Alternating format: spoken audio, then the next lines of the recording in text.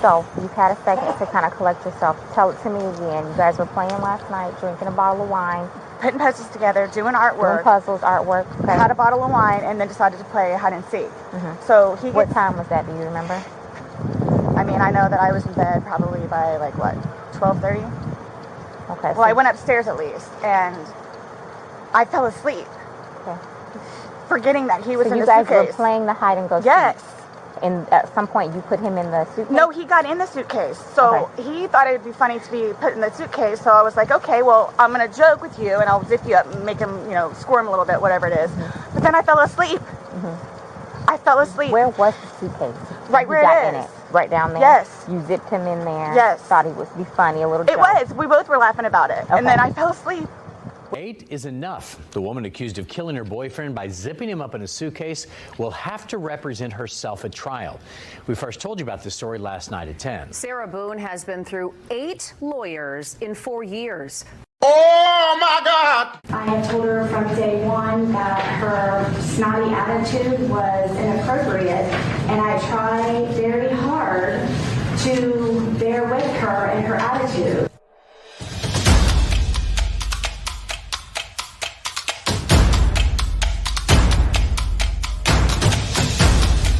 You are listening to the Roberta Glass True Crime Report, putting the true back in true crime.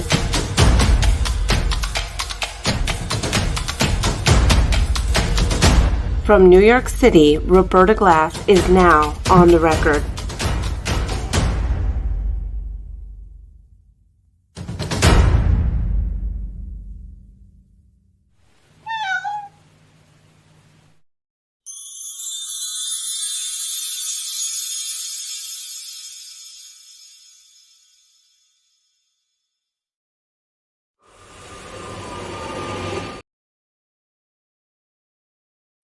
Okay, how is everybody?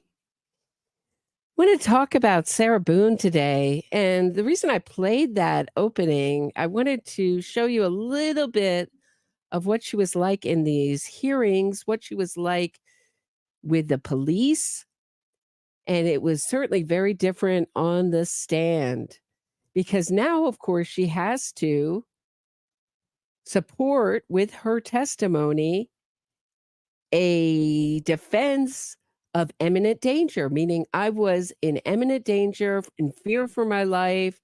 My boyfriend, George Torres, was going to kill me. I had a reasonable fear that he was going to kill me based on, now it may not look reasonable to you, but it was reasonable to me with my background, based on my history. But what she had on the stand was the same thing that we saw in the hearings, which was an immense ego, immense narcissism, no sense of remorse, no feelings of sadness, absolute, I am the center, and a sense of power and control that she held through the entirety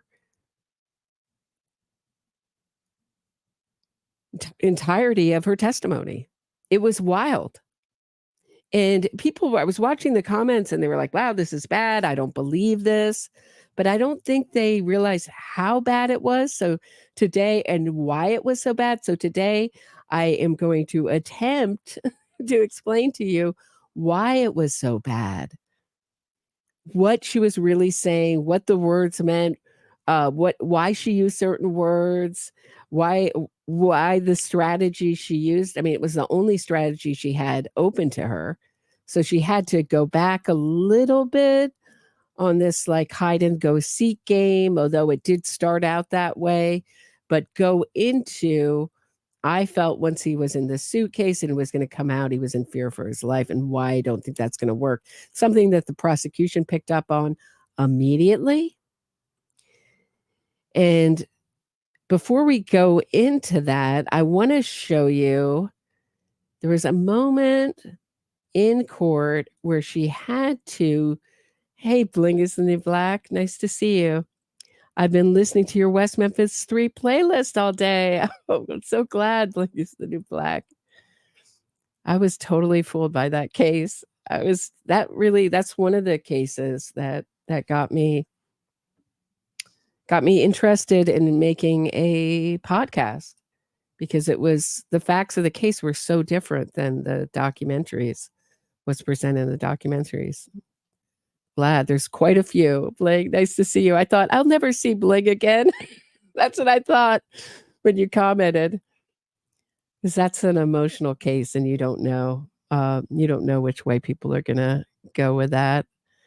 So let me show you. There's one part where she had to demonstrate how she zipped up the suitcase. So she says, we were playing hide and go seek and I zipped up the suitcase, right? But she's got to leave out a moment where he comes out with his hand like the creature from the Black Lagoon with his hand. And then she has to get a baseball bat and hit him because his body had all sorts of black eye, contusions. And so, of course, she has to tailor her story to that. Awful. And so she's using this. Something the prosecutor picked up on right away was like, Judge, you can't argue this imminent fear for my life defense and say you picked up a baseball bat when all the evidence points to George Torres being in fear and pleading for his life. Unfortunately, she got her way and she was allowed to present pretty much her defense, meaning the jury's going to decide whether they believe it or not. I don't think they're going to buy it. But there was a moment where she had to demonstrate the suitcase, and it reminded me a lot of Jodi Arias and the moment she had to demonstrate the linebacker pose, meaning the time that Travis Alexander, her ex-boyfriend, came at her with a linebacker pose, and she was in fear for her life, both told with the same flat affect. So let's take a look, and then we'll get into Sarah Boone's testimony.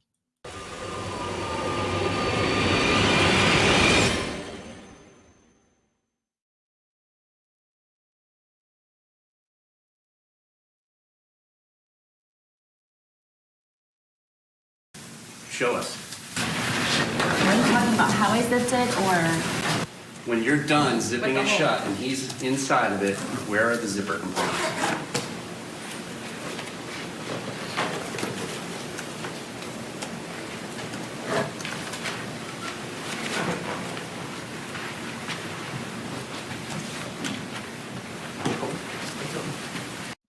Look at this. She can barely zip it. Which makes me think, I don't know what you guys thought when you were watching this, but it made me think that, everything about her testimony makes me think that she did this in anger and that the baseball bat was used before the suitcase, and the suitcase being zipped up was the last moment of anger, and she had to tape it because she was happy with her handiwork. She was enjoying what she was doing. There was speaking of Jodi Arias, remember when one of these court TV talking heads was asked, why did Jodi Arias take pictures? Why did she take pictures and then put the camera in the washing machine? And the talking head said, well, because she was enjoying herself. And it's really hard for us to think about the mind of the antisocial or psychopathic personality, that they enjoy this. This is a feeling of power and control and ultimate victory that they enjoy and they want to make a record of. So both Jodi Arias and Sarah Boone made a record of. They may have regretted it later, but they wanted to make a record of their handiwork. But here she's having trouble with the zipper. I don't know if that's feigned or not, but I can just imagine her in anger just taking it and just pulling it as hard as she can and having no trouble with it.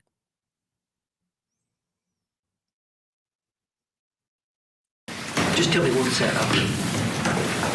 It was the corner. The corner was right here. Open. It's not.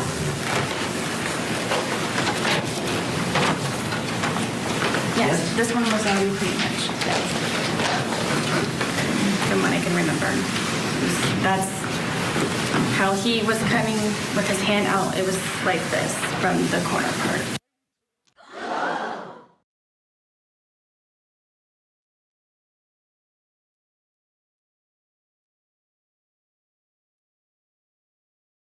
If you wouldn't mind, stand up, go to the left, and show me the posture of Mr. Alexander immediately before he rushed you, according to you. As he was No, running. no, just show me. That's what I'm asking you to do, not talk. Show me. Show me the linebacker pose. He got. So same confusion, right? Same confusion. What am I supposed to do? Like they also don't want to get caught in a lie just in their reenacting it. And both of them want to talk their way through it instead of show, which I found really interesting. Down and. Well, show me the linebacker pose. That's what I'm asking for you to do. Okay. He went like that, and he turned his head and grabbed my waist. Just like that, correct? Pretty much. And he grabbed your waist, right? I can't say it's just like that, but that's what I remember. Well, no, just I want, without talking, just show me the pose. He got down like that. Like that? Yeah. All right, go ahead and have a seat then. And ma'am, and you said that this happened right about here, correct? I don't know, it was somewhere in the center of the bathroom. Right. So how is it, ma'am, that if you are shooting him, and that's the first thing that happens, how is it then, ma'am, that the shell casing, Exhibit 111, then landed in blood? Objection calls for speculation.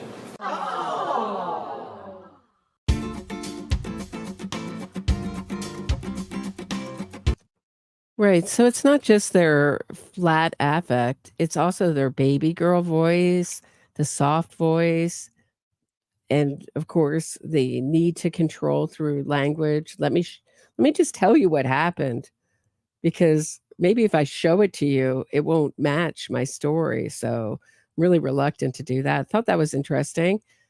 And I may skip through the first 5 minutes, but I wanted to show you some of it. Here we go. Here's her testimony. Whole truth, and nothing but the truth, so help you God. I do. All right, ma'am, you could take a seat, and if you could, state and spell your name for the record for us. Sarah Boone, 101077.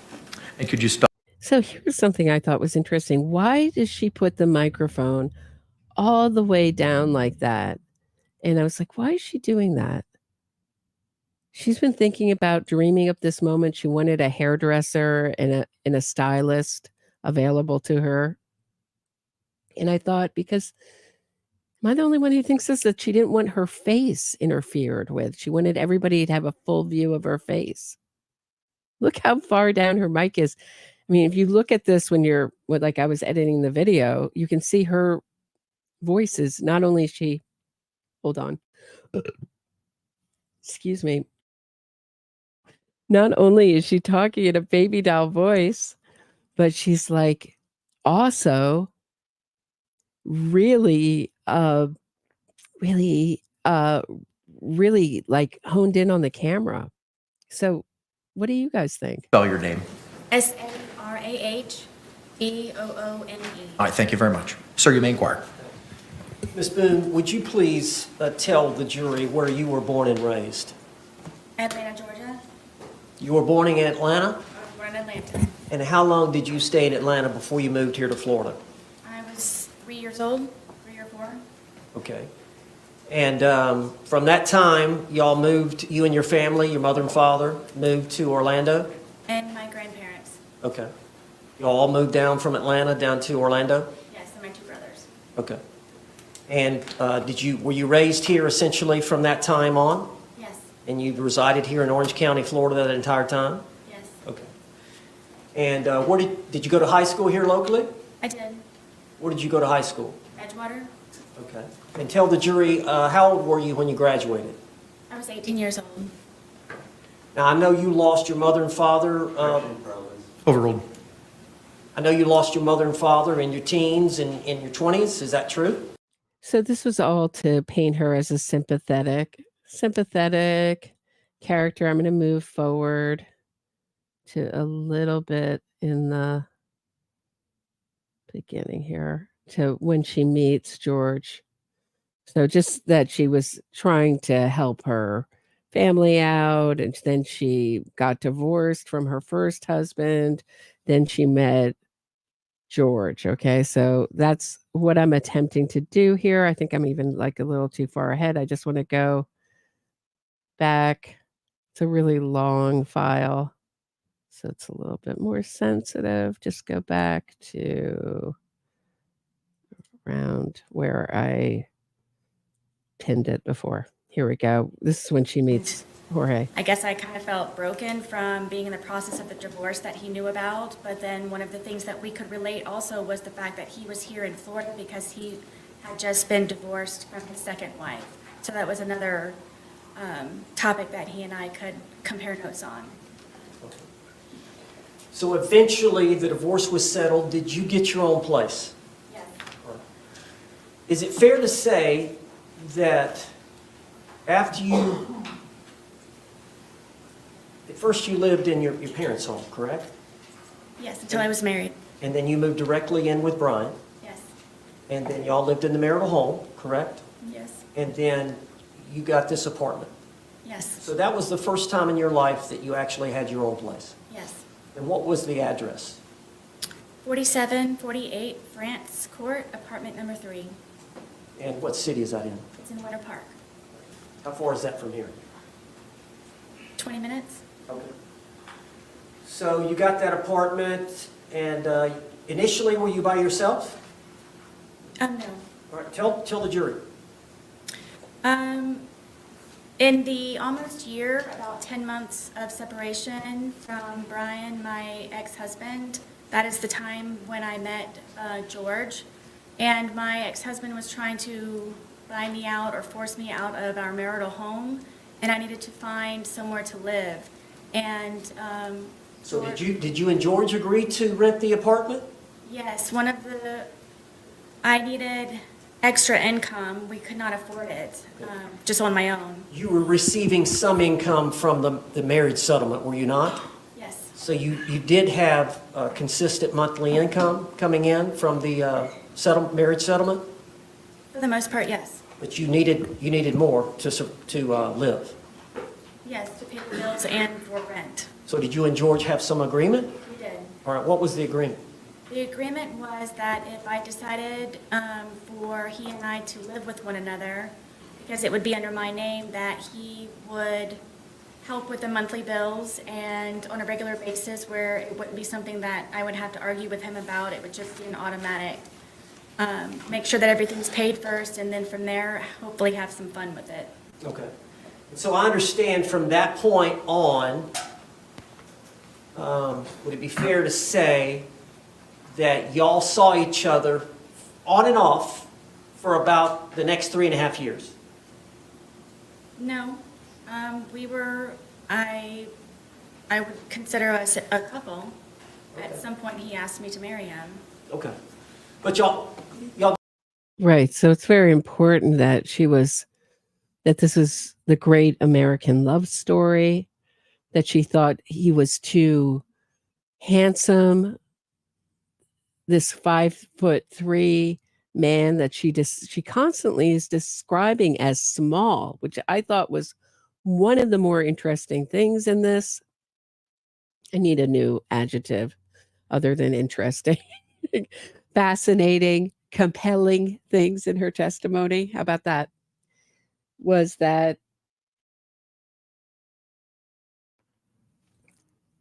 she thought that she calls him small, little, like is always talking about how minute he is.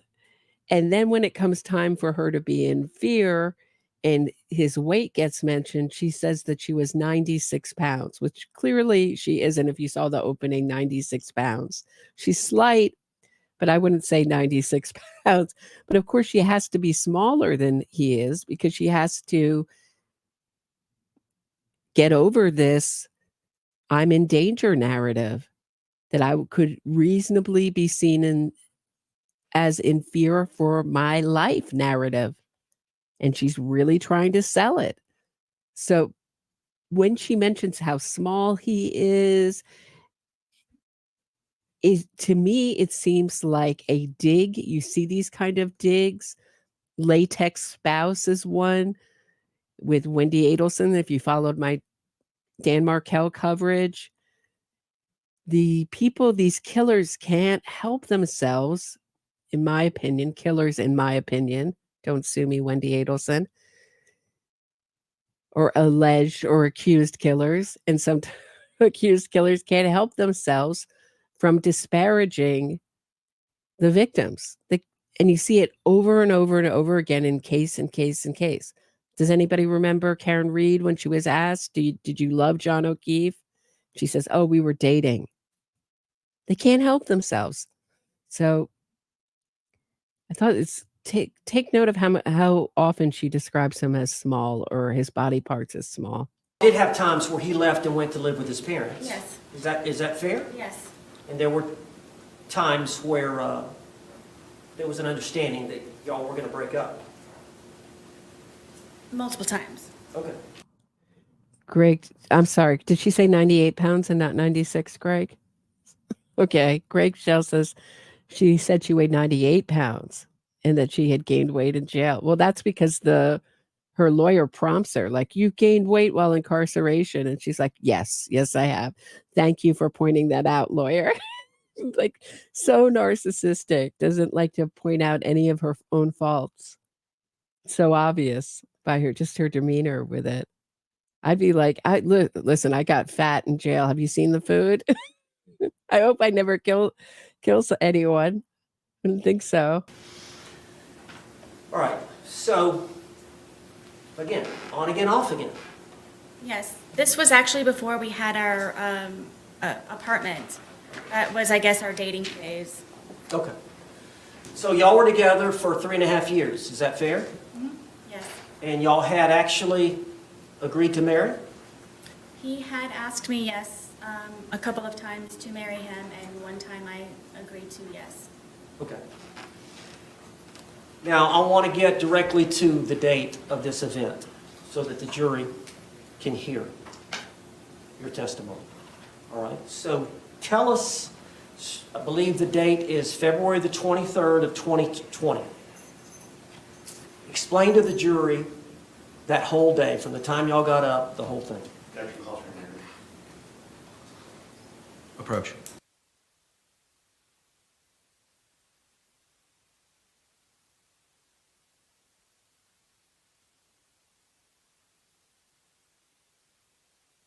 What did you guys think of her lawyer? I thought he was a better lawyer than, of course, she deserved, but I guess that's not saying much. I thought he did a fair job for not having anything to work with at all. I was impressed. I thought this would be the bottom of the barrel lawyer because she was so desperate when he finally came forward to represent her.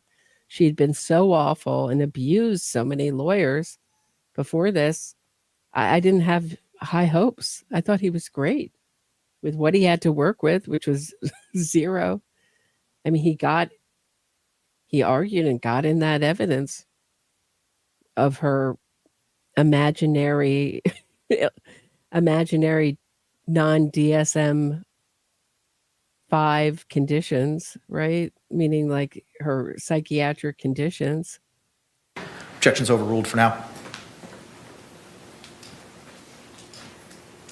Now, Ms. Boone, let's just, instead of one long speech, let me break you up over the course of the day. So, do you remember the date of February 23rd, 2020?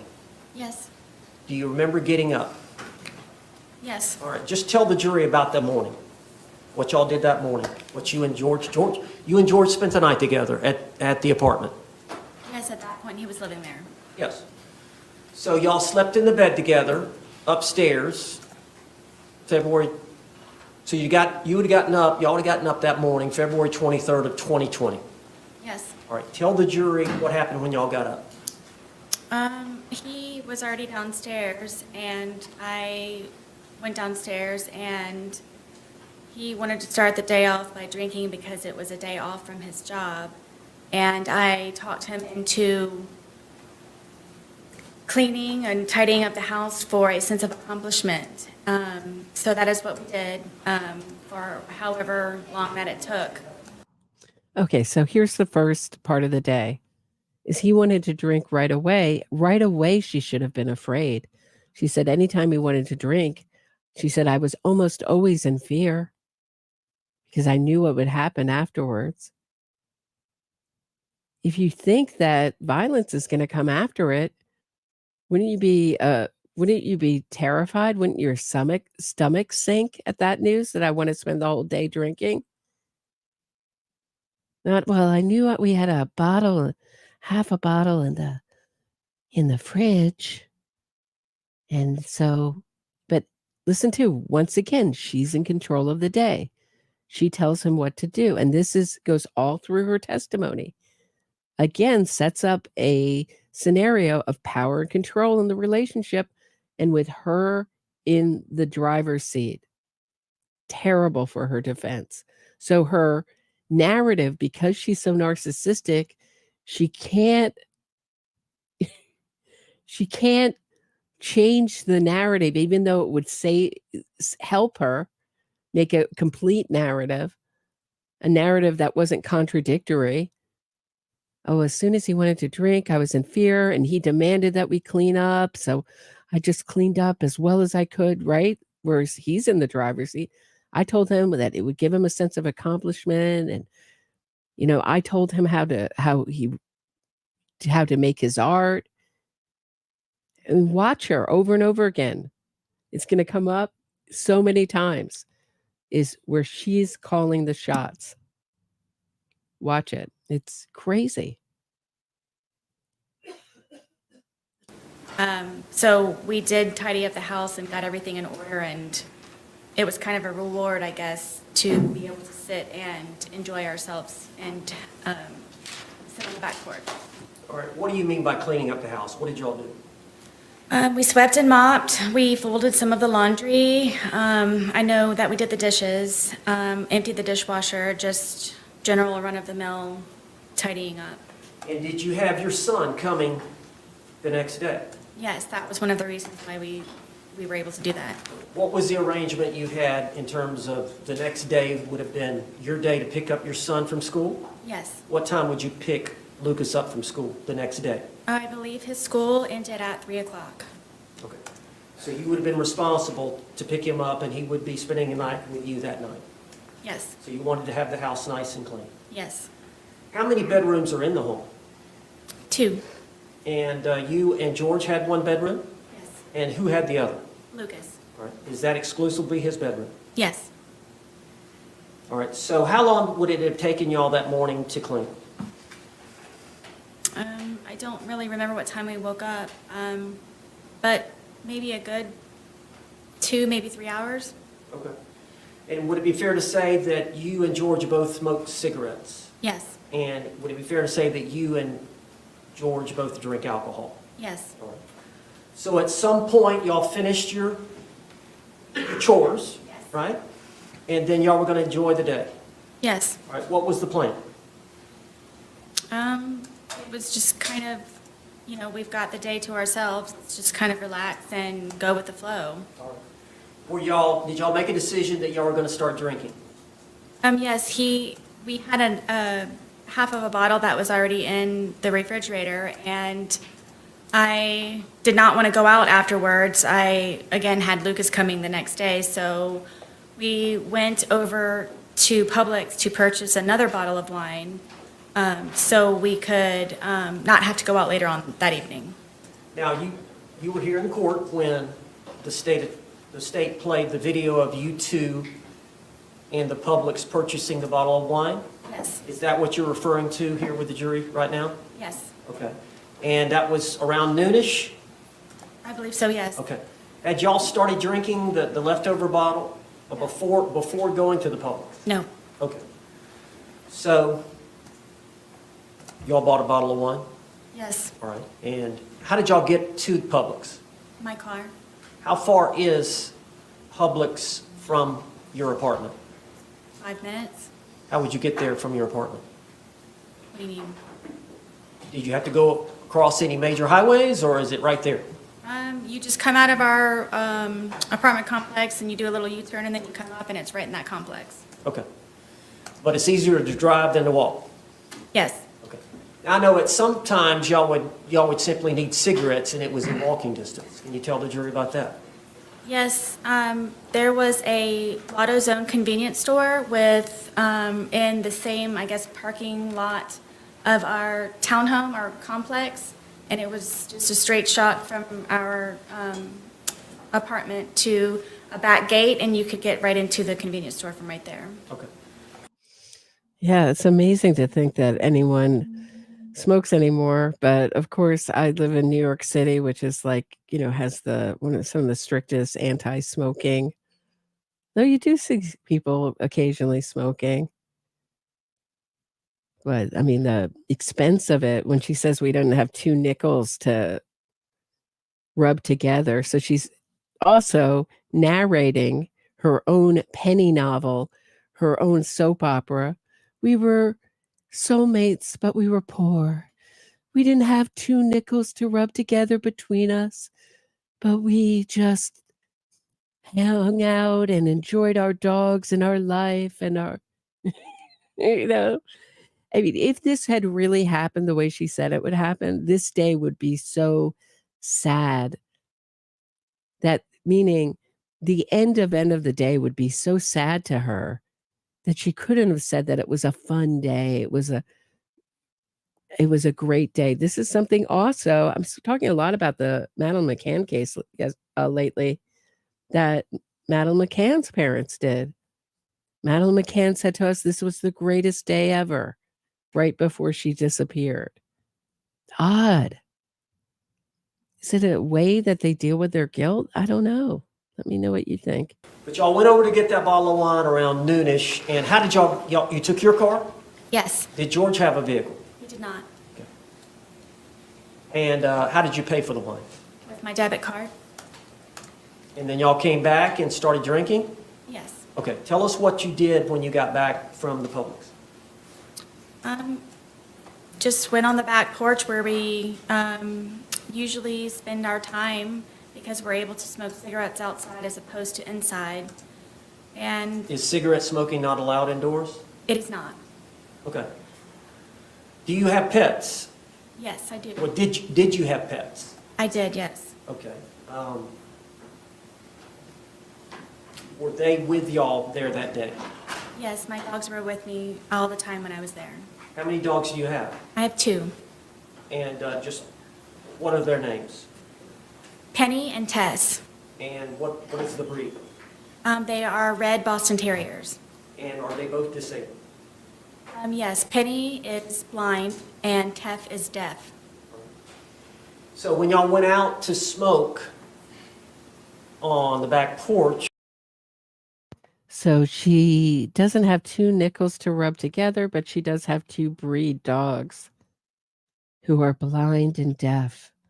So again, a narrative that she's a wonderful person, that she's also the point of her testimony that she encouraged her boyfriend, George, to express himself when he made art, was that she was a wonderful influence to him. And so she encouraged him to clean up the place. She encouraged him to find a better job.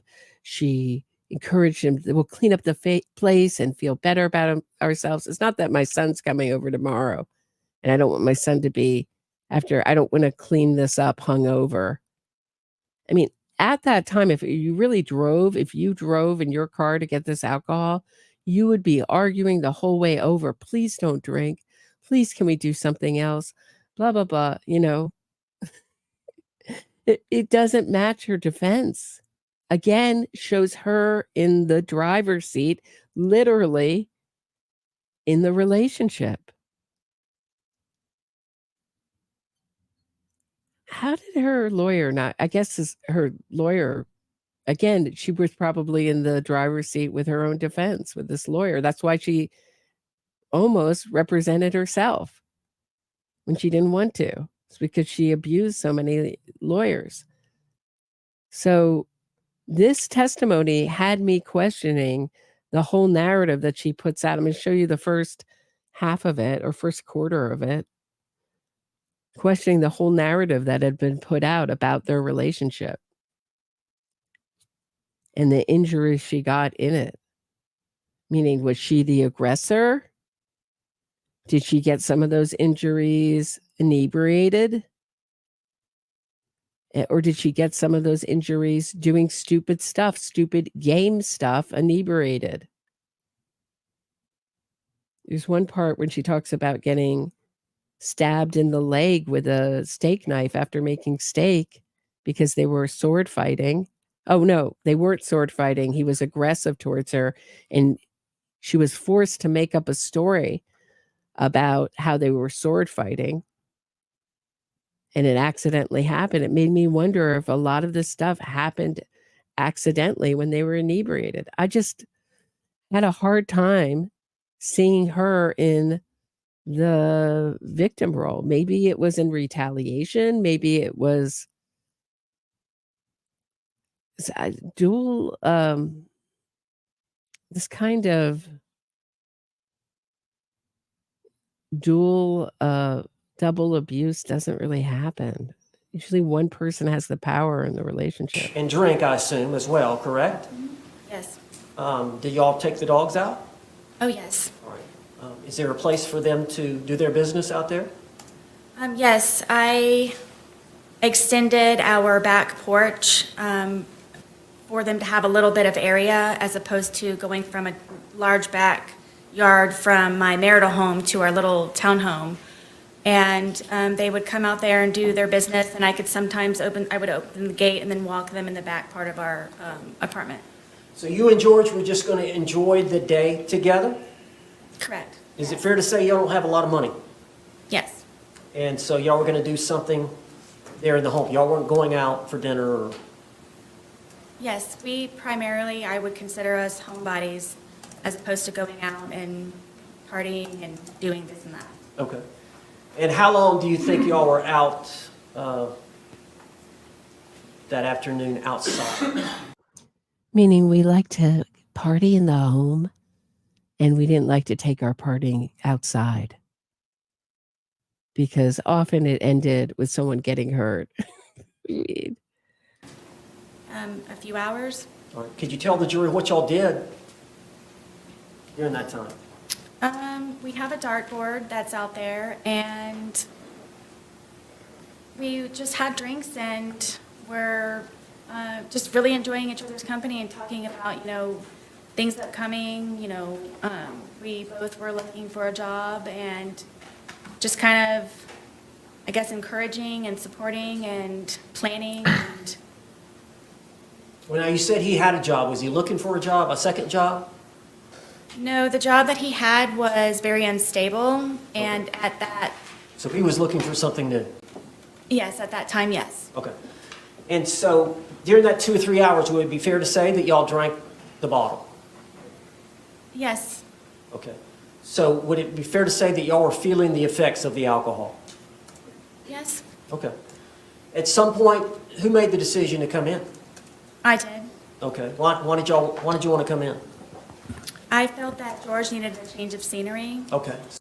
Okay, did you guys all hear that? I wonder if the jury heard that. When I heard that, I jumped and I had to play it again. I said, did I just hear her say that George needed a change of scenery? George needed a change of scenery. I know what's best for him. I'm inside his head. It's not that I wanted to go inside. George needed a change of scenery. So here she is trying to present herself. I guess this is her version, her narcissistic version of being a caretaker. It comes off more like a cult leader. He needed a change of scenery. So we went inside. And then later, I think she admits that she wanted to go inside. I couldn't believe when she said that. Here she is dictating every moment of the day. And it all escalates. She knew, okay, just say some of her story is true.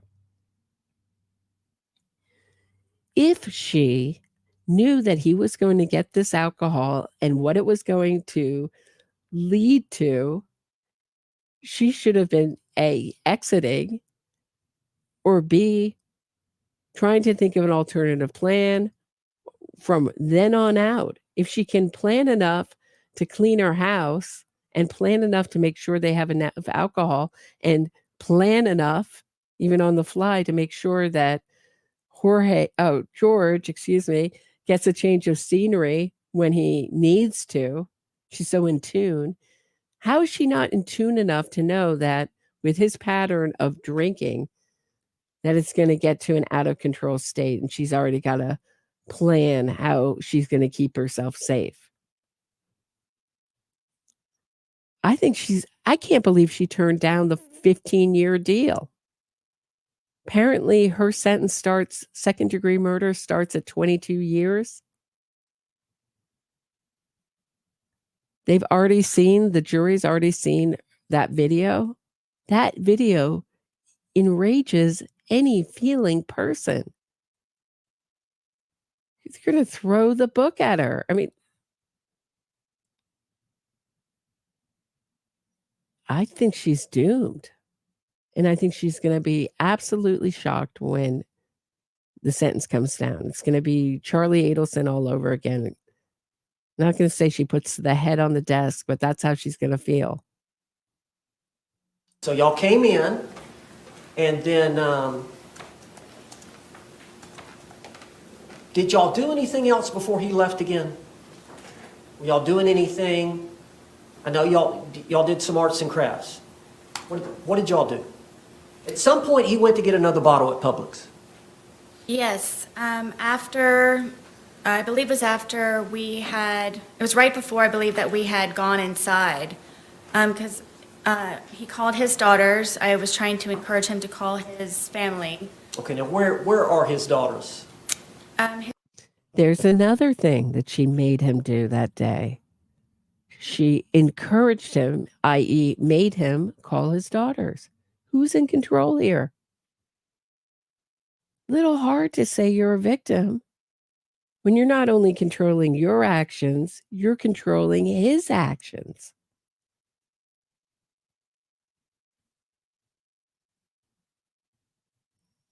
His two daughters are located in Pennsylvania. And what are their names? Anna and Destiny. Hey, Patty, shout out to all the Pennsylvanians out there. And how old are they? I believe that Anna is in her 30s and Destiny may be in her early 20s. All right. Does he have any more children? Yes, he has a son. And where does his son? He is in Pennsylvania also. Okay. So part of that afternoon is y'all came in to call relatives, call family? No, I had him call outside, just trying to, I guess, boost the mood. And the first daughter didn't answer, and I don't remember the reason he didn't speak to the second one. I believe he did, it was just for a moment. All right, now whose phone were y'all using? My phone. All right. And is that common for y'all to use that, for y'all to share that phone? It was, because George said that he didn't have a phone, so it would either be lost or given to him by his mother. So I didn't know he had a cell phone, so we would use my phone. So it was primarily your phone? Yes. Okay. And you took a lot of photographs that were on that phone? Yes. Videotapes? Yes. Text messages? Yes. Phone call? Yes, he and I both on the phone calls. So he would use it as well? Yes. And that phone, is that the one that was seized in this case? Yes. All right, so y'all called his daughters, and then during that phone call period, did y'all also call his brother? Yes. Okay, and which brother was that? John. All right, now, how many brothers and sisters does George have? I'm going to list them if that's okay. Okay. It's John, Farrell, Isaac, Mo, and his sister. I'm going to re-victimize the victim's family, if that's okay. Okay. And do they all live here in Florida? Yes. Are they close by? As far as I know, yes. What about his parents? Yes. They live here as well? Yes. Okay. But his ex-wives and his children live up in Philadelphia? Yes. Okay. So you called the girls, then you called, or George called his brother. Yes.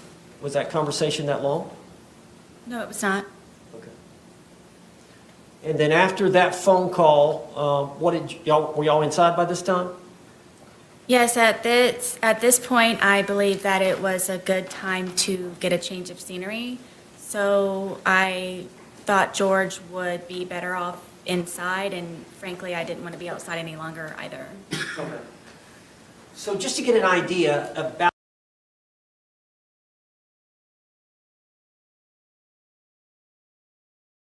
Who was asking me about the Menendez brothers? Hold on. Did I lose the comment? I think you guys are really chatting it. Maybe not. Sorry if I didn't catch your name.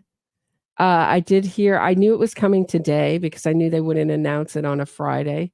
This is clearly a last Hail Mary by George Gascon, the DA of Los Angeles, who's 30 points down in the polls, to Nathan Hochman to get reelected. And it's a popular position because the horror of the case has dissipated. That's one of the reasons why a good innocence fraud case usually doesn't start till about 14 years after. First, they have to exhaust all the appeals and then get the Innocence Project in on it and redefine the case. But the horror of it has to be out of the public's memory. And for people like most of the Menendi advocating for them were not alive during their trial. And it's really easy to dehumanize Jose Menendez because he was a total workaholic and not well liked, except by his secretary, according to Pamela Bazanik, the prosecutor, one of them from the first trial. So, yeah, I knew it was coming today. I knew they wouldn't release it on a Friday. I told you it was coming. I told you all it was coming. Nobody believed me. I said I knew that it was a PR offensive when the family got out there. I studied this. It's a weird thing. I understand. There's like 3 of us out there. Martin Pribe, Innocence Fraud Watch, who writes a blog about it, and me, I would say, who maybe, but that's from a little bit of a different position, and maybe Sean Fitzgerald from Actual Justice Warrior, who's been on this channel a couple times. Talk about innocence fraud. So I've watched, you study so many of these popular wrongly convicted narratives. In this case, it's not so much that they're innocent, that they were wrongfully sentenced. But the last time we had a public wrongful sentence narrative thrown out, it was Sheldon Johnson. And it was Charlie Adelson's jury consultant who was out there doing it, going on the Joe Rogan's show, saying that Sheldon Johnson was a dream and a miracle, and he was totally rehabilitated. 2 weeks later, he kills his friend, and he's seen walking in and out. Gunshots are heard in his apartment in Harlem on the upper West Side. And he's seen walking in and out of his apartment in disguises and a blonde wig and carrying bags in and out. And the victim's body, parts of it are found in his freezer. Talk about a miracle. And it was so terrible for the judge to sentence him to 50 years. Well, had they not interfered, this movement, in his sentencing, a man would still be alive. And had the judge not felt sorry for him, So what happened in that case, the judge felt sorry for him the first 2 times and said, I'm not going to give you a sentence, heavy sentence. And then the third time, but he's like, the third time I'm going to throw the book at you if you show up again in front of me with another violent crime. And he did. And it wasn't a small deal like they present on Joe Rogan. So yeah, I'm not shocked by any of this. Hey, Bling is a new black. Thanks for becoming a member. Wow, thanks for gifting 5 memberships. Thanks for growing the channel. I appreciate it, Bling. So I wasn't shocked, but I did predict it. I knew exactly what it was when those family members got out and did their PR offensive. They weren't convincing the DA to go this way. The DA already wanted to go this way, and it was just a way to whip up the public support for it so that when it did come down, everybody would be in jubilation. And they'll go in front of a judge who's friendly to them and put his rubber stamp on it. Doesn't know about the case, didn't try the case. That's how innocence fraud works. I've seen it a zillion times. It's just sad because the Menendez brothers are going to get out and they're going to be millionaires. They're going to make money off their murder over and over again and play the victim for the rest of their life. Hopefully they won't reoffend. They're going to be writing books and doing podcasts, and it's going to be hard to take, hard to stomach. It's going to be just me and Kitty's brother out there saying these guys shouldn't have ever gotten out. It's not an excuse. They meticulously planned it. They weren't in fear of their lives. This is the same exact, we were talking about the same exact defense as Sarah Boone, the Menendez brothers, used, that they were in imminent danger and they thought their parents were going to kill them, that she thought George was going to kill her. And it's just as ridiculous whether it's the Menendez brothers, who were 18 and 21 at the time, say it, or Sarah Boone. It was a wild defense in 1993. It's a wild defense now. And the jury, rightfully, when there weren't cameras in the courtroom and it wasn't OJ style production and it was limited, people were like, they weren't allowed to argue any of this essay from the first trial. No, it was just limited. Believe me, go through the transcripts. There was plenty of testimony about essay, although Lyle Menendez didn't want to take the stand because the prosecution had too much evidence to totally blow him away on the stand.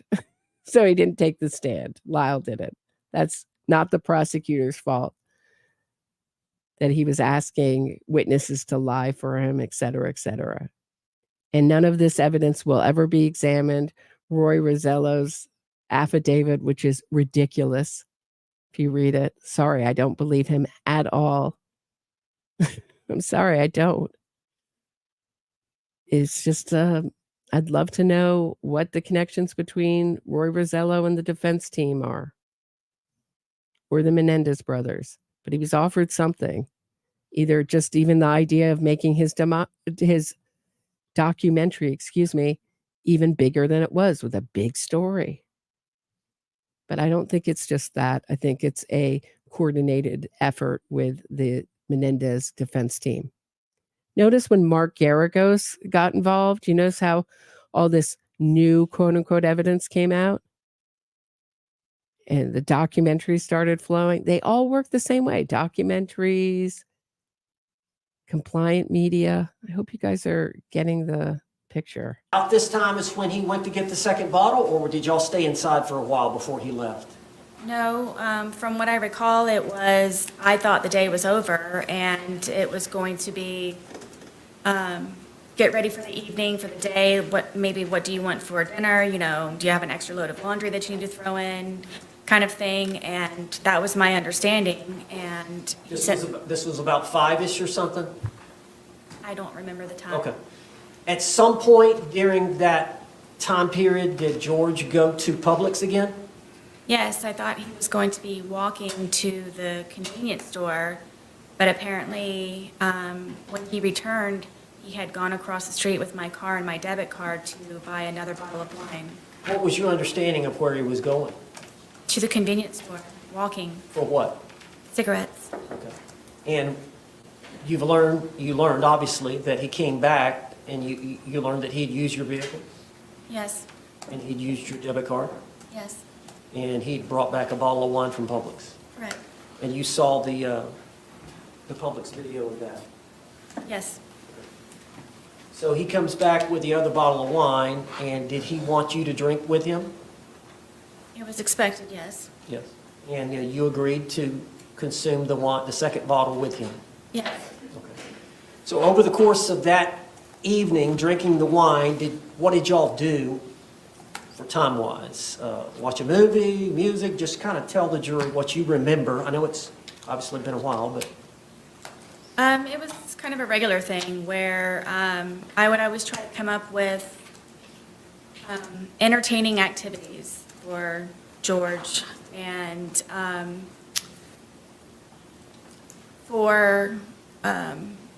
bought a puzzle. We started off at one point doing a smaller puzzle, and then we did that very quickly, so then I purchased a larger puzzle, and I believe it was 1,000 pieces. So I thought to get his mind off of things and to focus on something, it would be smart for us to do the puzzle. So she's like part summer camp director with her activities, puzzles, cleaning up the bunk, right?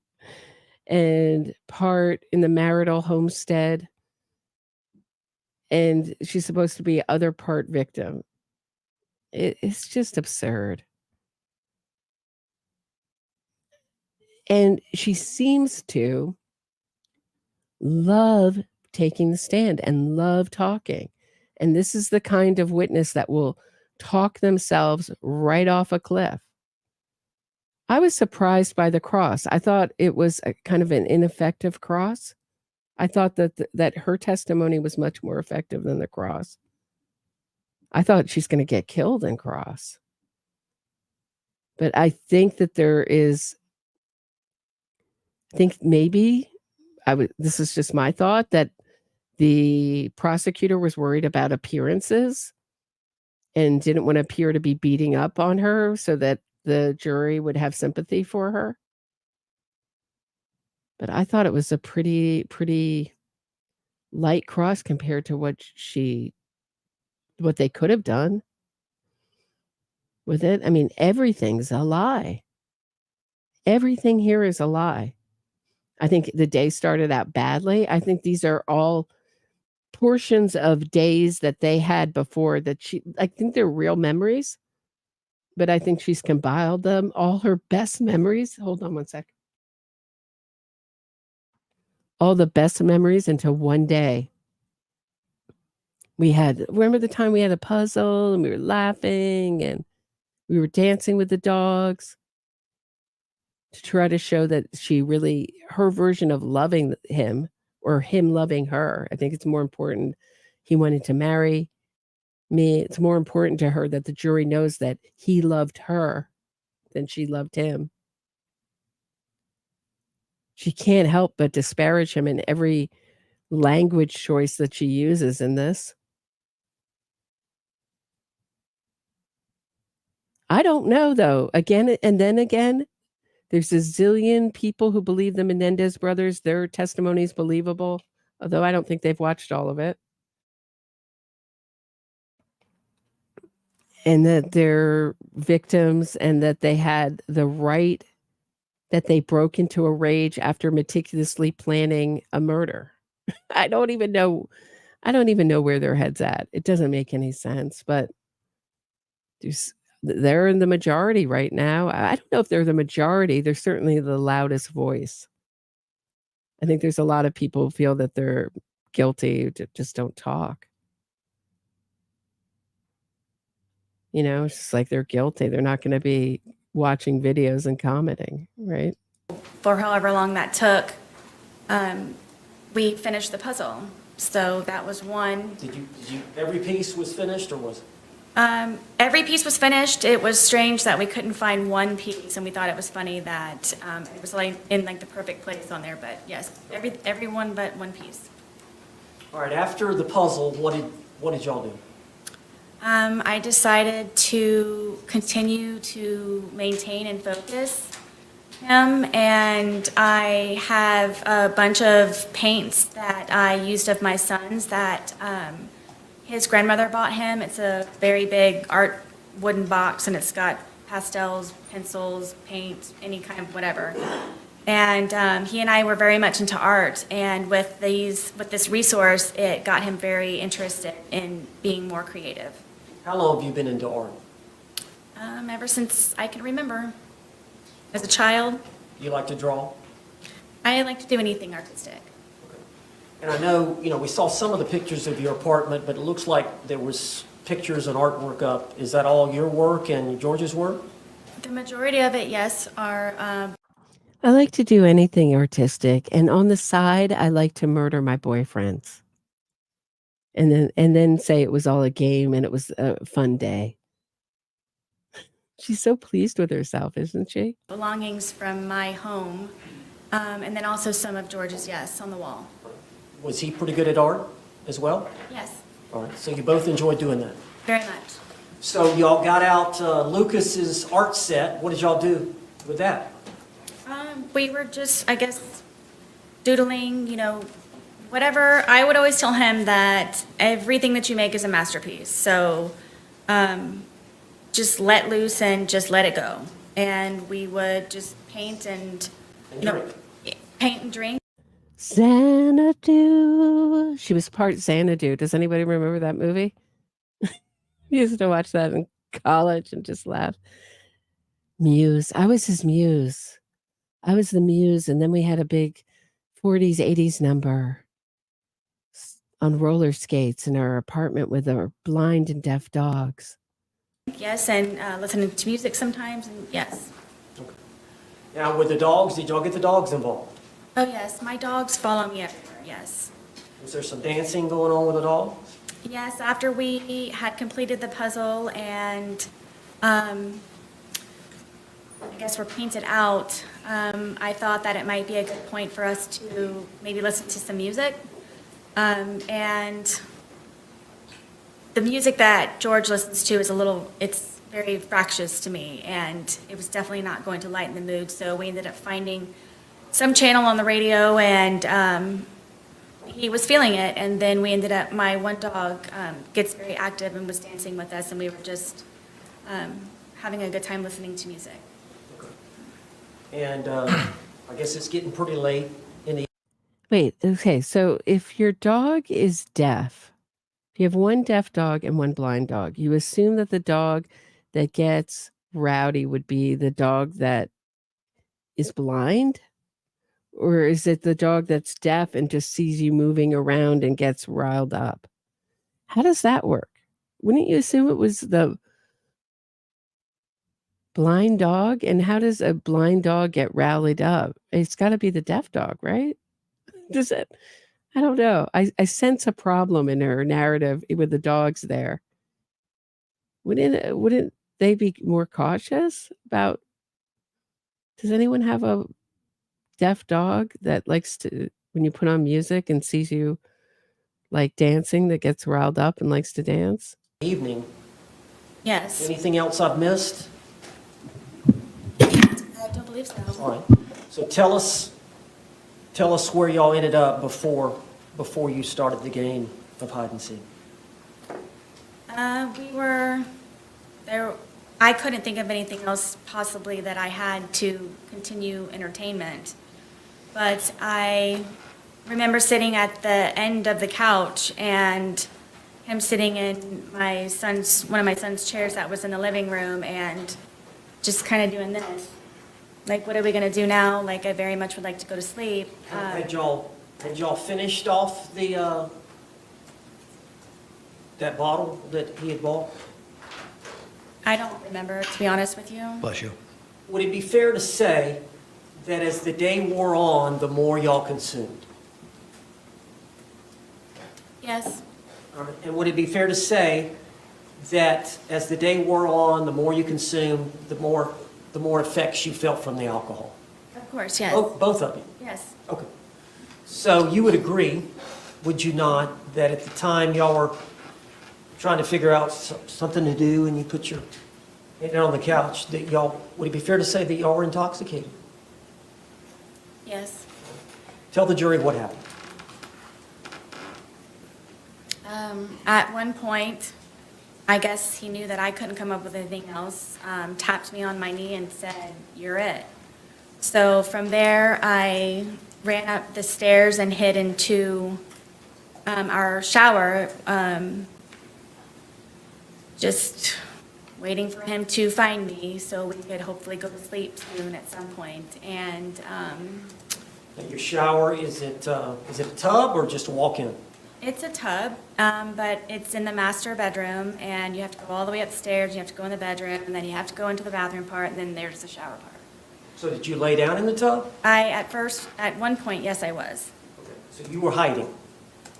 I was trying, Okay. And did you believe that he was going to come try to find you? yes, Did you wait? yes, for quite some time. All right. Then what did you decide to do? That I decided that I need to go to sleep. I'm picking my son up the next day, and we need to start wrapping up the evening. And I went downstairs to find where he was. And what, I think the jury has seen pictures.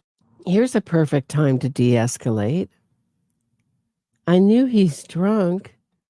Why don't I just go to bed? Why do I have to go down and get him? Why don't I go into a room like the bathroom, get some pillows, fall asleep, and lock the door if I know he gets so worked up when he drinks alcohol and I get in fear for my life? There's so many opportunities, just like in the Menendez brothers case, to just keep on walking or protect yourself or whatever.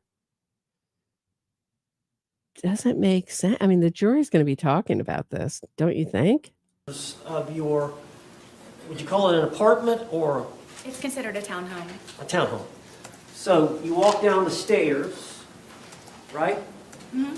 And at the bottom of the stairs is a bookshelf here? Yes, at the very end of it, yes. Okay. So you walk down the stairs and you turn and look in the living room. What did you see? I don't even think I made it all the way down the stairwell because I was just looking for him as soon as I could, to hopefully go upstairs as soon as we could. And I looked over and I saw him settling himself in the suitcase. All right, tell us about the suitcase. How long, is it an older suitcase? Yes, Whose suitcase was it? this is George's suitcase. All right, and did he use it for traveling back and forth to Philly? Yes, I had recently taken him on a trip to go see his children in Pennsylvania, who he hasn't seen in years, and we took that with us. And because of how dilapidated it was, how broken it was, in the end, after that trip, we decided that we would donate it. All right, and I understand y'all kept the suitcase upstairs. Yes, How long did y'all keep it upstairs? since we had moved in. Is there a closet up there you kept it in? Yes, it was in the master closet, the master bedroom closet, all the way in the back because of the size of it, and there was nowhere to put it, so it's all the way in the back. So when did y'all decide to move it down from upstairs to downstairs? Was it that day or sometime earlier? No, it was maybe a week or so prior. Okay. And so what, y'all were gonna donate that to Goodwill or? Yes, we were going to do, I guess, a spring cleaning. Yeah, this makes me think it was a premeditated murder here. What is if she cleaned up the house, what is the suitcase doing downstairs? I mean, even if you're going to give it away, why not put it in the back of your car? I mean, we hadn't put the clothes in it yet. Which made me also think, did she get rid of his stuff immediately after this?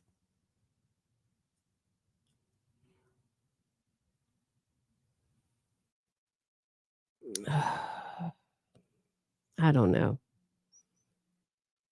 I just think that when you're writing his relatives saying, like, I'm going to get rid of him 2 weeks before this in a text message,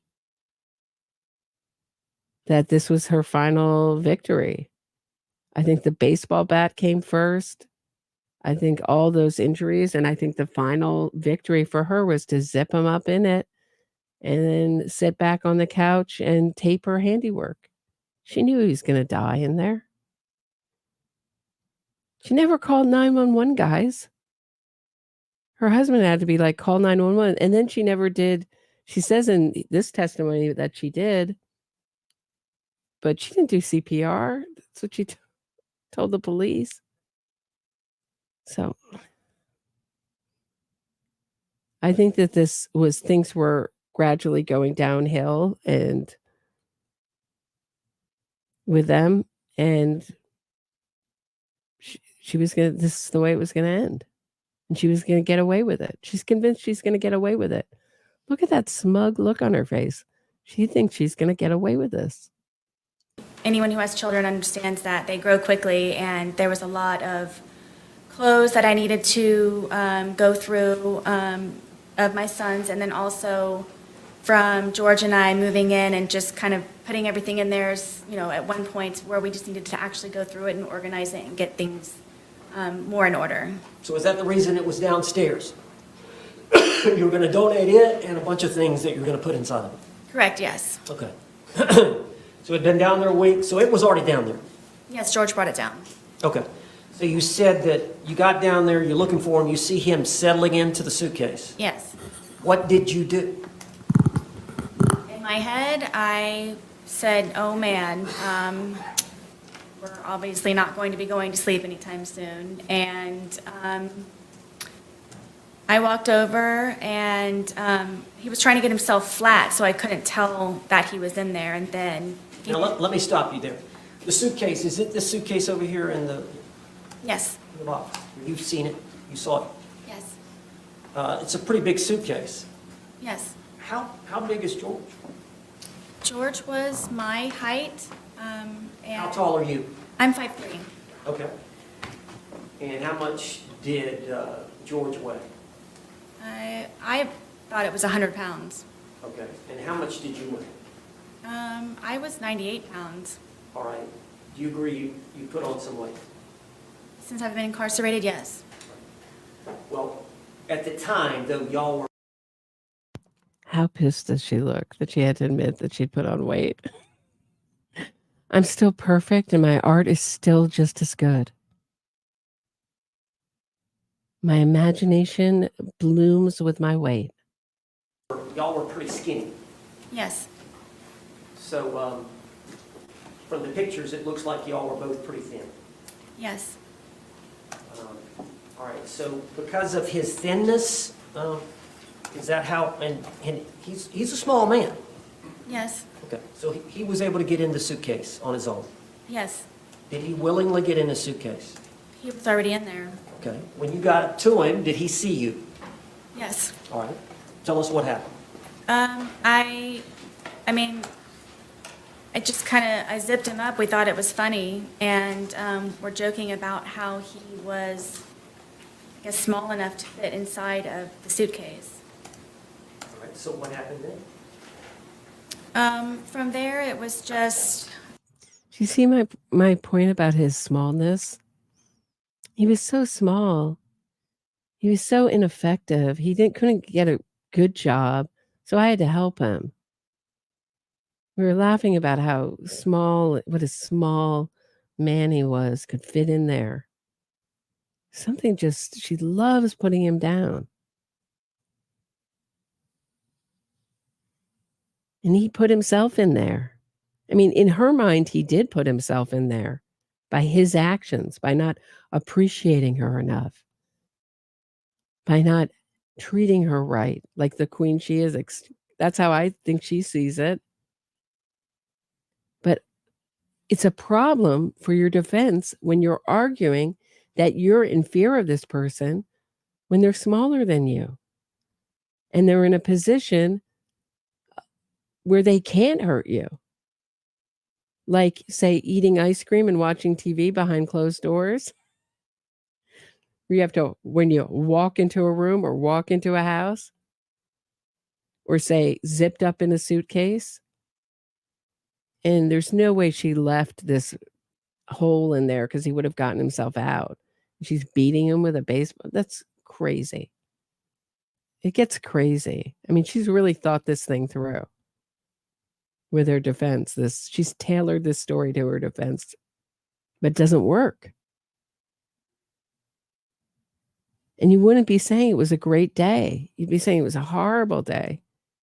All the great parts of it would be diminished, totally demolished, really, by the final act. Someone died, your boyfriend, in the marital home, whatever. The apartment that you shared. We were laughing about it, and it was just strange that he was small enough to fit in there, and then I kind of moved it around a little bit with him in the suitcase still. It was still funny that he was still in the suitcase. I think he and I were just kind of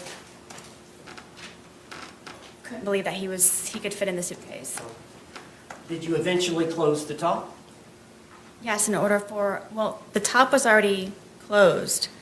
As he was settling himself in there, that's how I knew he was in there, was because the top was kind of flopping a little bit. Okay. So he had gotten in there to hide, and he pulled the top. Yes. On top of it. But you could tell he was in there.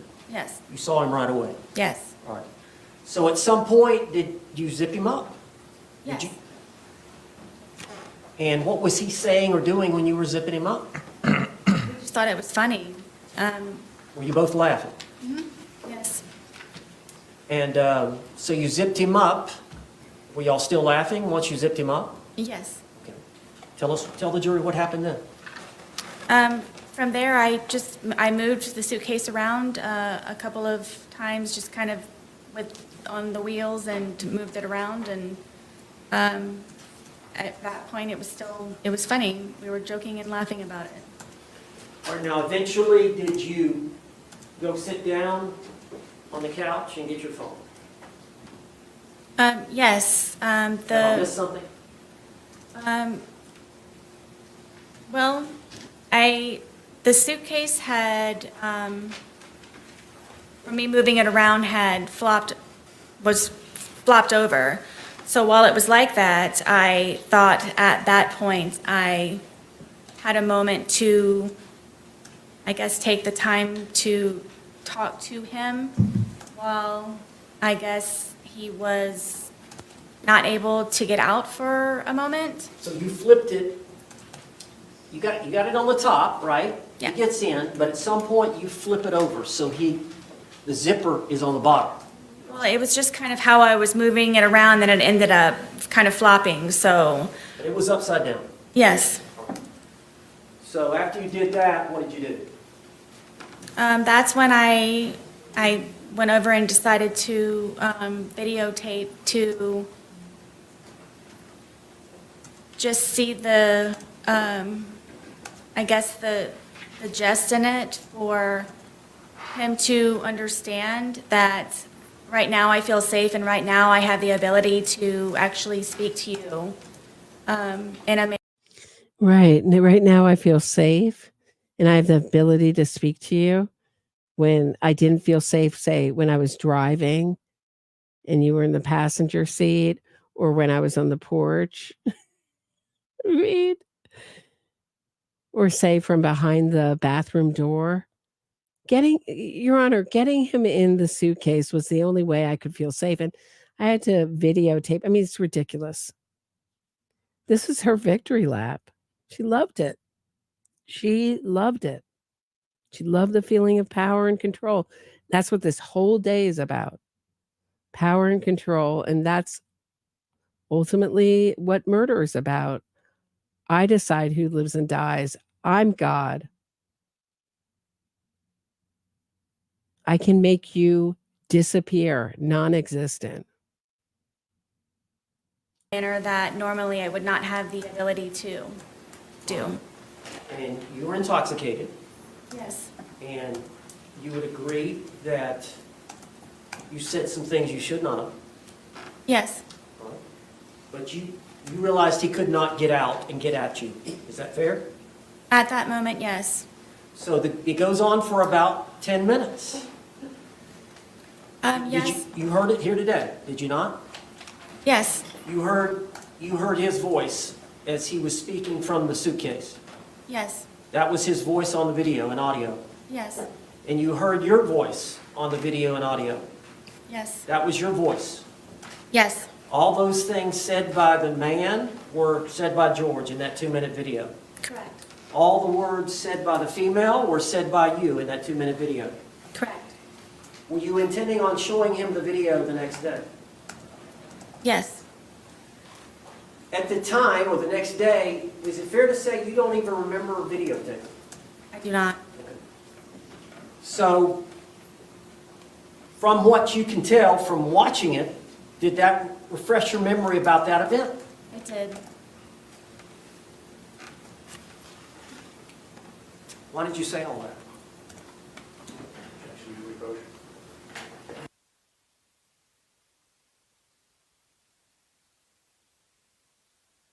Yeah, this is an odd point where looks like how pleased she looks with herself. And she gets served water. She's like, this is the modern version of Queen for a Day. Queen for a Day, starring, I mean, that's way before my time, probably all of yours. So there used to be this show, Queen for a Day, where they would, sort of like pre-Oprah, someone would get their wishes come true, their biggest fantasy come true, and they'd be Queen for a Day. She's Queen for a Day here. Look how pleased she is with herself.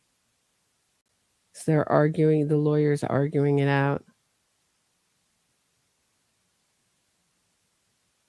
I thought this testimony was wild. I mean, this is like exhibit A as to why it's better not to testify in your own defense than to testify. She just buried herself. And she's not likable either.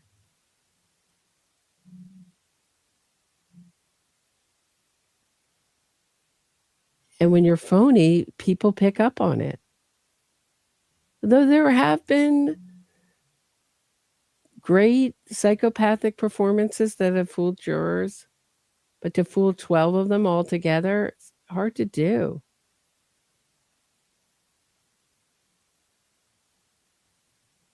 It's something, I was just a juror in a case where it was a essay of a child, from age 4.5 to 8. It's the grandmother's husband. And he came on the stand. Mr. Owens, you may proceed. Hold on one sec. Let me just pause that for a sec. Tell you. And anyway, the defendant came on the stand to testify. And he thought that he would do a great job by ripping apart the victim, who was 16 and testified bravely, the grandmother who testified bravely, and the mother who testified bravely, and just ripped them apart and tried to paint them as gold diggers, blah, blah, blah, and then got caught in his own lies. No matter how well you think you're going to do on the stand, it just seems like the personality, generally, your real personality tends to come out. Not always. There's some real psychopaths who have bamboozled juries before. But it's extremely hard to do. I would say they're in the minority. As good as you think you're going to do, it's really hard to put on a successful performance from beginning to end and tailor your entire story. This kind of also reminds me of the Oscar Pistorius case. There's another eminent fear case. Oscar Pistorius, who was a para-Olympic athlete who shot his girlfriend Reva Stemkamp. This is in South Africa in the bathroom, the locked bathroom stall in his own home multiple times. And it's about the same thing. You're not going to leave me. I control. No one leaves me. I kill you first type thing. I wonder if he was trying to leave George. All right, I'm talking about just the 2-minute video part that was recorded. Could you just tell the jury what you were feeling, what your feelings were at the time, and then explain that to the jury? You mentioned, you talked about it before. You said he was in that confined space and it was my chance, but do you want to elaborate on that, or? Sure. I want you all to know that the majority of the time, am always afraid and always scared. All right, well, I understand that. Okay, I understand that. But would it be fair to say that you had some anger at that point? I did. Would it be fair to say that you wanted to tell him off to some degree? I just wanted, yes, for him to have a better understanding, which was the whole point of the videos and documentation prior. And you could tell that he was uncomfortable. I'm guessing. And did you want him to feel some uncomfort? I did. Okay. Now, at some point, you turned off the video. Yes. And then we saw a second video, which is approximately 11 minutes later. And you've seen that video that was played to the jury. It was 22 seconds long. Yes. And I don't think you speak in that video. You hear George say Sarah one time. Yes. Is that fair to say? Yes. So between the 2-minute video and the 22-second video is an 11-minute period. Would you tell the jury what happened? We continued to, I guess, speak to one another, and his tone changed, and I knew the tone, and we ended up, I guess, arguing back and forth with one another, and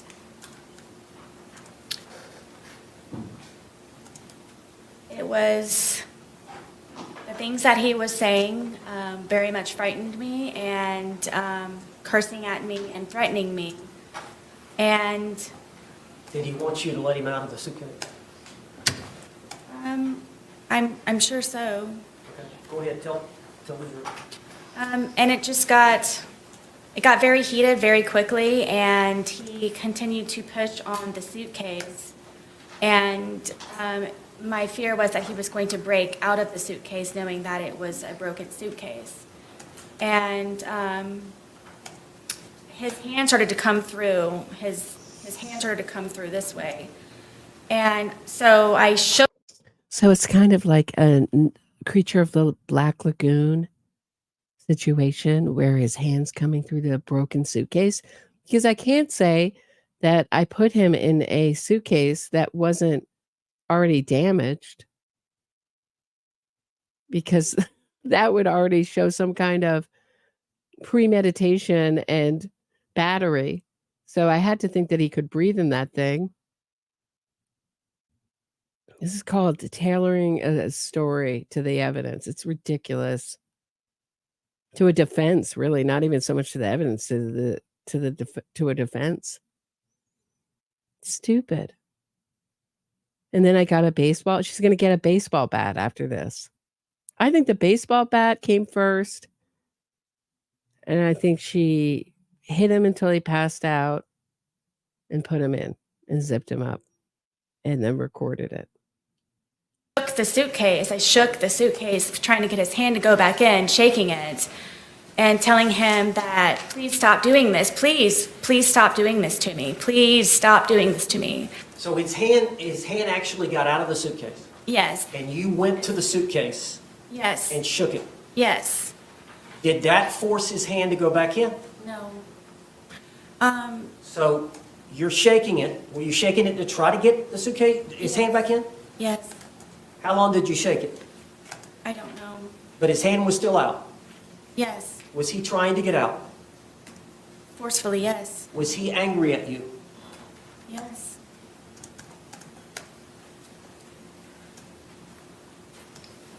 Were you in fear? Always. If he would have gotten out of the suitcase, what would he have done to you?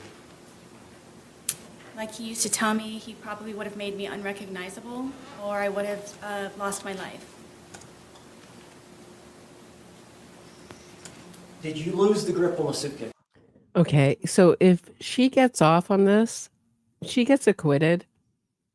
I say she lives in the fake imminent danger defense home with the Menendez brothers when they get out. What's interesting is how fast that they're going to move on that. How fast they're going to ask for the resentencing. I guess he's in office right till January. I guess he does have time. But if it moves slow enough, Nathan Hochman comes in. Wonder if he'll complete it. Maybe that's the plan. I don't know. Yes. Where was the bat in relation to the suitcase? It was leaning up against the dining room table right there. How far was the bat from the suitcase? 3 feet, 2 feet. Was his hand still out of the suitcase? Yes. And was he getting out of the suitcase? He very much was trying, yes. And so what did you do? For the split second reaction that I had, I happened to see that and I grabbed the baseball bat and was trying to poke his hand to go back in to please don't break through, please. So I hit his hand. Did you hit the outside part of his hand? Yes. We've seen the photographs of his left hand. Did you cause the bruising there? I'm guessing yes.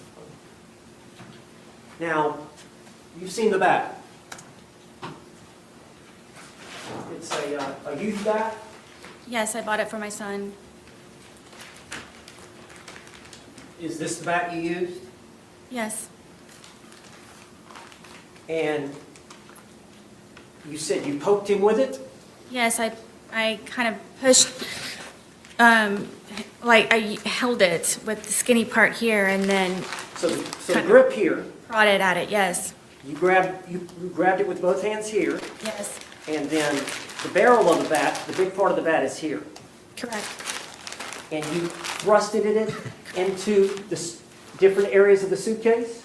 I started with his hand, and his hand, he was still trying to get out. He was still trying to do that. So I started to push on the suitcase around it, hoping to have his hand retract and go back inside.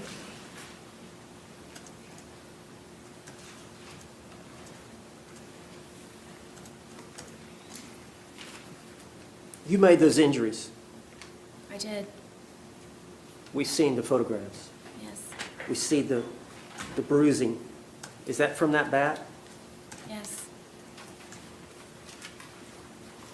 Eventually, did his hand go back inside from you doing?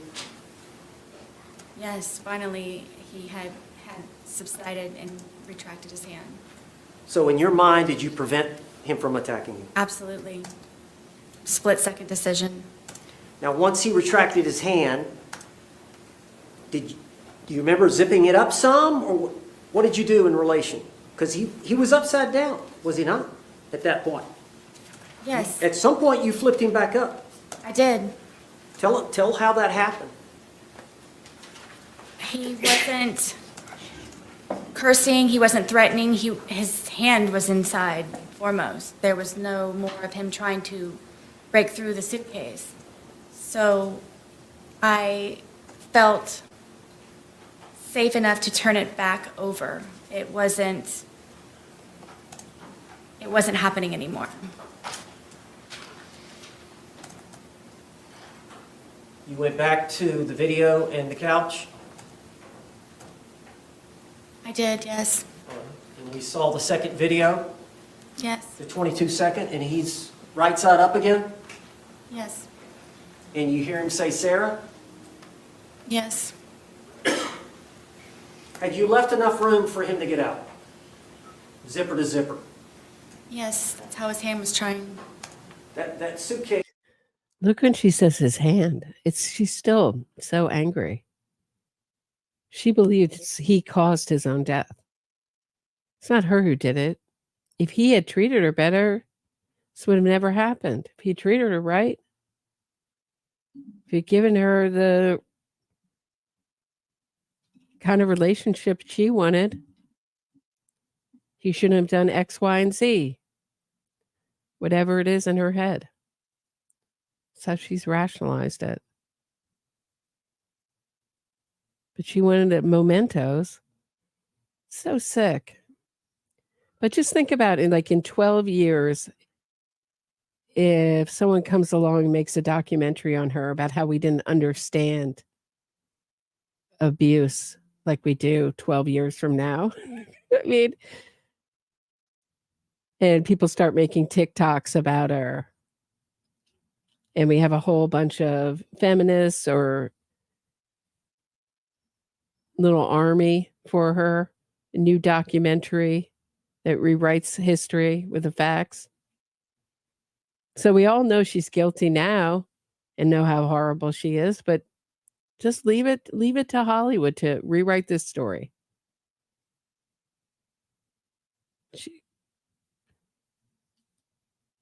I mean, if Bernie Tiede could get a resentencing for shooting an old lady in the back that he was financially exploiting in a whole Hollywood movie with Shirley MacLaine, then she can. I mean, you know, it doesn't matter how dark the case is or how awful these people are. Leave it to anyone who wants to turn a buck, to turn it into, make these people victims. This has two zippers, doesn't it? And they meet at various places along the line? Correct. How much room, when you flipped it over, how much room was between zipper to zipper? I don't know specifically. I mean, it was enough to where his hand was coming out. After you had hit him with the bat, was he not trying to get out anymore? No. Did you believe that he could breathe in there? Yes. Did you ever believe he could die in there? No. At all. Were you trying to kill him? Never. Did you want to kill him? I did not.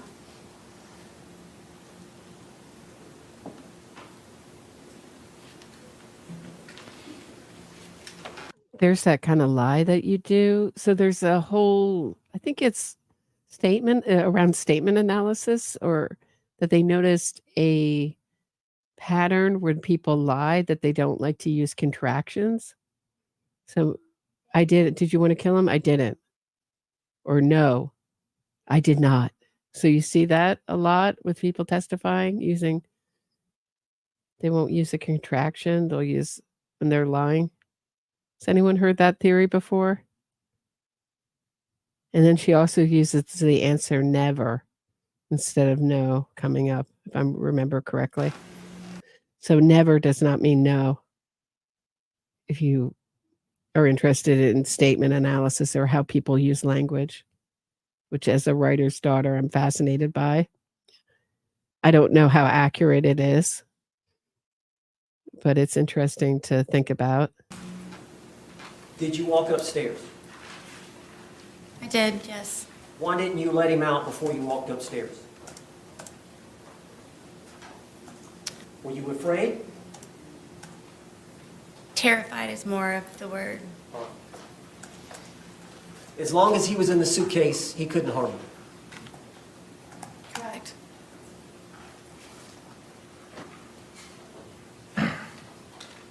When he's...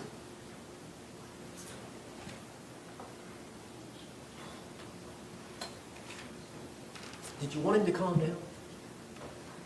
Yes, I wanted him to stop being angry because I know what it is for him to be angry. You went upstairs. Where were the dogs? The dogs ran upstairs with me. And where did they go? Did you not hear that they follow me wherever I go? They love me that much. My deaf, blind, crippled dogs love me that much, and I love them. Me, who can't rub two pennies together. We just had a little home, and we just enjoyed our days, passing them by, making puzzles and sipping wine, enjoying what life offered us. So it doesn't really go. Like, she's doing two narratives at once. And I encouraged him and to get a better job and to express himself with his art, because I'm that wonderful. But it also had a dark side, a secret side where I was in fear. It's just not it's like a lot of different ideas at once and a lot of contradictory narratives going on at once. And I was looking at the comments, and people were picking up on that she was lying, but they weren't picking up on the fact that you can't say he's small and smaller than you, and that you're running the show every part of that day except for him getting in the suitcase. But I mean, actually, she's running that. She's zipping him up. She's in control of everything. And say that you were in the powerless position because of your PTSD. It's the same exact argument for anyone who saw my last show. Was the same argument. They're arguing with Menendez brothers. They have PTSD. They weren't in control. They have low IQ, ineffective assistance of counsel. Every single one of these people that I talk about in this channel are just as guilty as Sarah Boone. The only difference is usually a great deal of time has passed, so the horror of the crime is dissipated. I'm on the bed.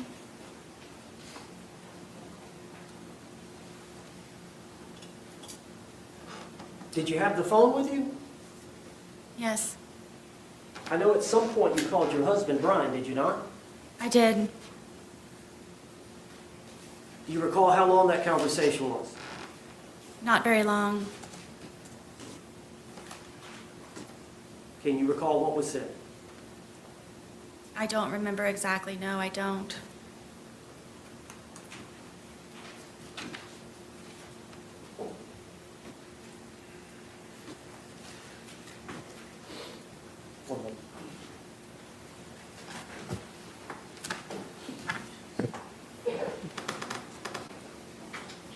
So how far are we? I mean, this is about as far as I think I've proved my point here.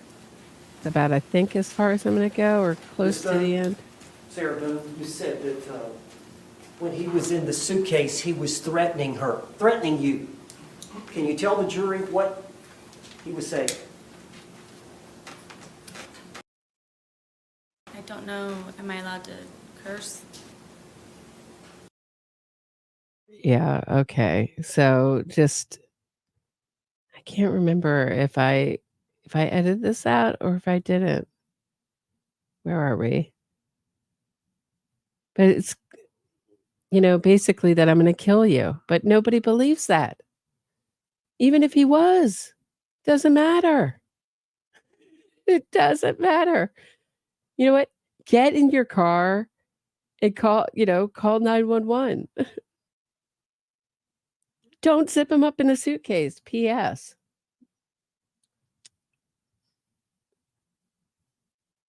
I don't know. It's ridiculous. It's totally ridiculous. Go into the bathroom and unzip it, run up to the bathroom and call 911 and lock the door.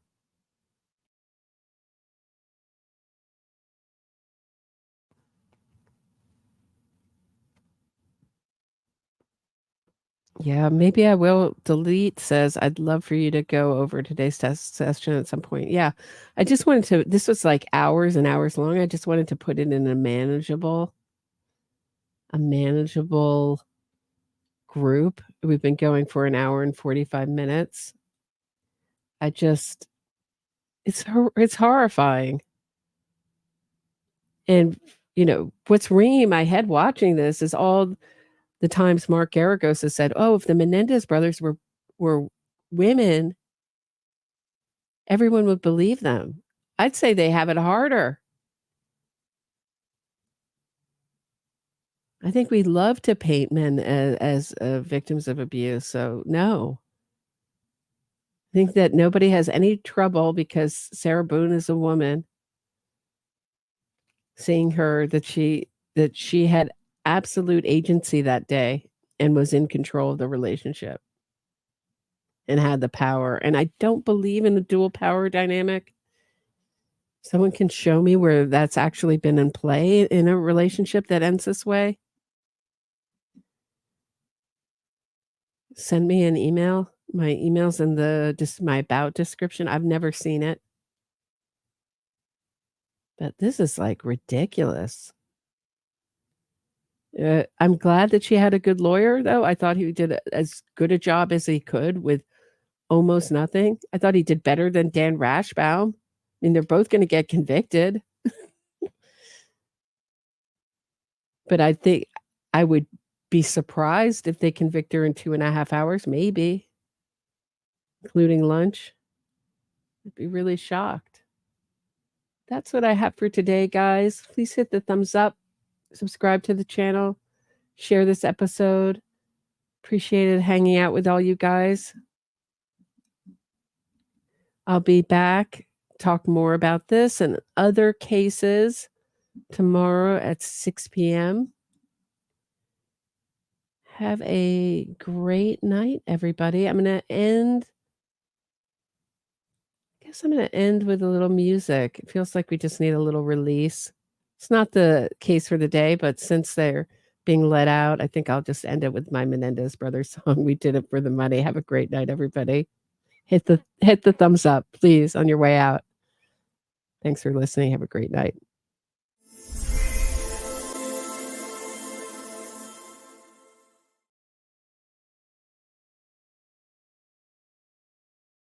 Ice cream on the table, TV on the tube.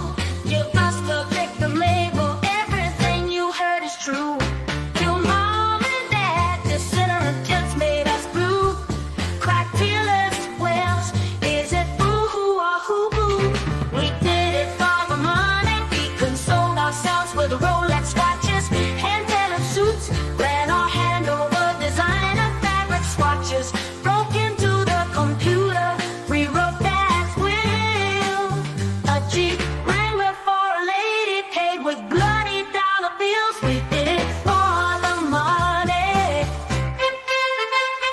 Kim K believes us, so does Rosie. Oh, strangers weep, we had it so bad. It's the Menendez Bros show. Just release us from prison. We'll play victim so well. Squeeze out some tears. The truth we never tell. Looking for suckers to manipulate emotions. Someone with empathy, enough to fill oceans. Just break these prison bars. They'll appear on your YouTube show. Lie and sob and wink. If you know, you know. We did it for the money. We did it for the money. We consoled ourselves with Rolex watches, hand-tailored suits. Ran our hand over designer fabric swatches. Broke into the computer, rewrote dad's will. A Jeep Wrangler for a lady, paid with bloody dollar bills. We did it for the money. Kim K believes us, so does Rosie. Oh, strangers weep, we had it so bad. It's the Menendez Bros show. Just release us from prison. We'll play victim so well. Squeeze out some tears. The truth we never tell. Looking for suckers to manipulate emotions. Someone with empathy, enough to fill oceans. Just break these prison bars.